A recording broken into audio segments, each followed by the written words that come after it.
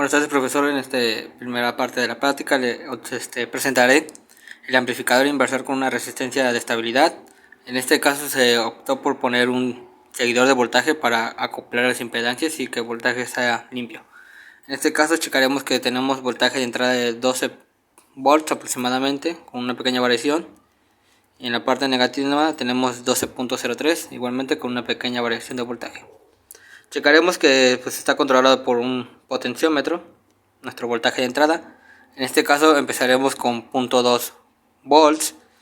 Recordemos que nuestro amplificador inversor tiene una ganancia de 10, por ende tendrá un voltaje de salida de 2, pero al ser inversor será negativo. Podemos observar que hay una pequeña variación, 0.9, pero dicho voltaje se amplifica. Procederemos a poner un volt.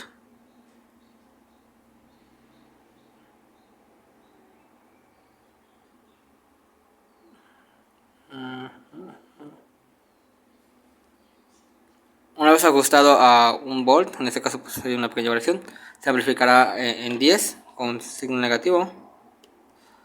En este caso podemos observar que se amplificó en 10. Ahora procederemos a amplificarlo en 2.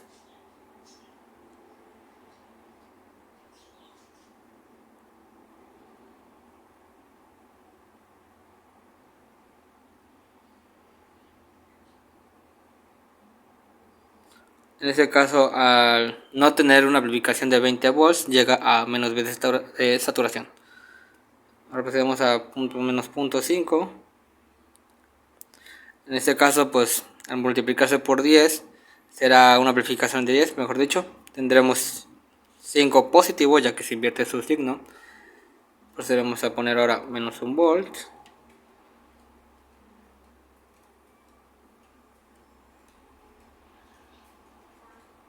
En este caso se amplifica por 10, como podemos observar, pero con signo negativo.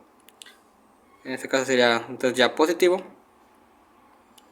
Procedemos a llegar a los 2 para entrar en zona de saturación. Y como podemos observar, esta sería la primera parte y en continuación le presentaremos la segunda parte. Ok, profesor, ahora le voy a mostrar el amplificador inversor con una alta impedancia de entrada. Ok, en este se pide que se muestre la ganancia de nuestro circuito. En este caso se recomienda un voltaje de entrada de 0.1 volt de voltaje de corriente directa. Ahora procederemos a checar nuestro voltaje de salida. En este caso el pot se encuentra en 0. Digamos que tenemos una resistencia de 0. Por ende nuestra ganancia es de 1. Procederemos a aumentarlo hasta 1 mega ohm.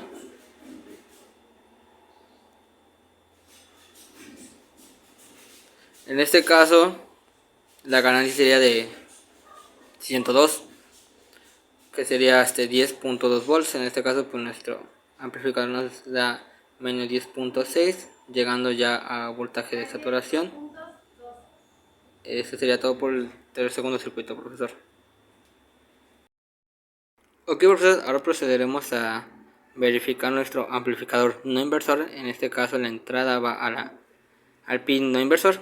Recordemos que se tiene un seguidor de voltaje para mantener la impedancia de manera alta y poder así tener un voltaje limpio. En este caso nuestro pot fue ajustado a tener un aproximado de 0.2 volts. Al ser un amplificador no inversor se tiene una ganancia de 11, así que se debe amplificar en 11 nuestra salida. Se puede observar que tendríamos aproximadamente 2.2, que es 11 volts.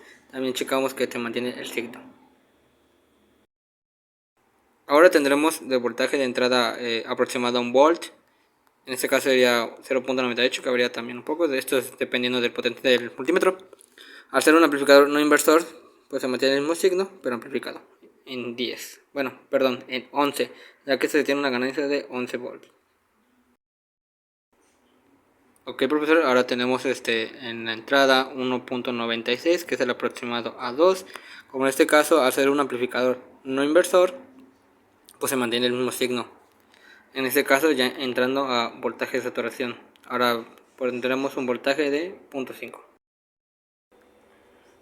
Ok, ahora tenemos signos negativos, profesor. En este caso tenemos una entrada de aproximada a menos 0.5 volts al amplificarse, en donde tendríamos que tener la salida menos 5.5, recordando que es un amplificador no inversor manteniendo su mismo signo. Ok, profesor, ahora tenemos un voltaje de entrada aproximada a menos 1 volts. Al ser un voltaje no inversor se mantiene el signo y tiene una ganancia en 11, así que se tiene que multiplicar por 11, observando que 1 por 11 pues es 11 volts, mantiene su signo. Finalmente tendremos menos 2 volts en la entrada. Al ser amplificada por 11 tendría que ser menos 2.2, recordando que ese voltaje es no operable para nuestro amplificador, llegando a menos B de saturación, como procederemos a ver ahora. En este caso ya entró en estado de saturación, menos B de saturación. Eso sería todo por el amplificador no inversor. Bueno, profesor, ahora vamos a tener el divisor de voltaje. En este caso la primera parte indica que sea un divisor de voltaje. Procederemos a poner la resistencia de carga en paralelo con la resistencia que se está midiendo en el divisor de voltaje. Una vez puesta la resistencia de carga, podemos observar que se baja el voltaje medido, ya que se provoca un divisor de voltaje en una resistencia en paralelo de 10 kilos en paralelo con una de kilo, provocando que nuestro voltaje pues baje. A continuación se presentará el mismo divisor de voltaje, pero conectado a un seguidor de voltaje o un on-pan en función del seguidor de voltaje.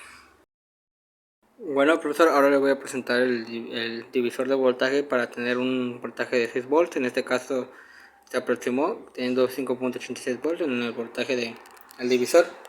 Ahora dicho voltaje se meterá a un seguidor de voltaje para medir la resistencia, la carga en una resistencia, el voltaje en una resistencia de carga para mejor ser exactos. En este proceso podemos ver que se mantiene el voltaje de 5.89 a 5.91, varía un poco dependiendo de la fuente.